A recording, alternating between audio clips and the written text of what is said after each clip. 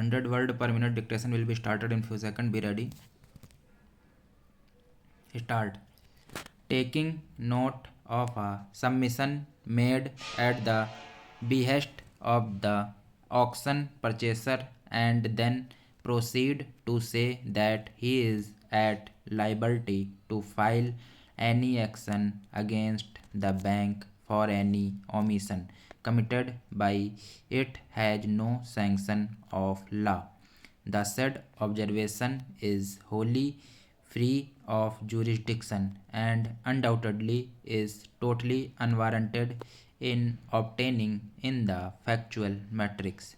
Therefore, we have no hesitation in deleting the observation, namely, liability is also given to the auction purchaser to file action against the bank for any omission committed by it, as we have directed for deletion for the same reasons. We also set aside the judgment of the High Court whereby it has declined to interfere with the grant of liability by the DRAT. This being the only prayer by Mr. Jain, it is answered in the affirmative in his favor by stating that such grant of liability was not within the domain of the tribunal, regard being had to its limited jurisdiction under such appeal legislation, and further, especially when the bank was not party to the compromise. Para. Before parting with the case, we are obliged to deal with another aspect. DRAT is required to adjudicate the matter in an apposite manner. It is hearing an appeal from an order passed by the DRT. It cannot afford to pass a laconic order. Learned counsel for the auction purchaser endeavored hard to impress us that the order being a new one, this court should set aside the same and remit the matter to the DRAT. The said prayer has been seriously opposed by Mr. Jain, learned senior counsel for the appellant bank, and Mr. Dham, learned counsel for the borrower.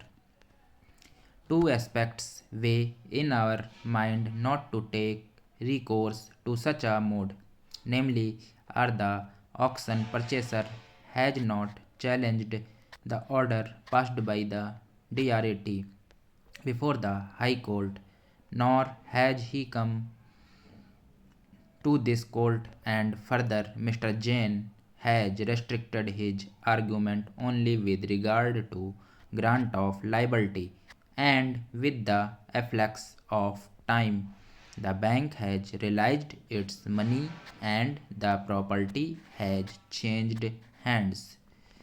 It can be stated with that it is absolutely unnecessary to direct the DRAT to proceed with the appeal de novo. Hence, we refrain from adopting the said course. Resultantly, the appeal is allowed to the extent indicated herein above. In the facts and circumstances of the case, there shall be no order as to costs. The appeal is allowed as for the provision of the law and procedure enshrined in various acts as such. Thanks for watching.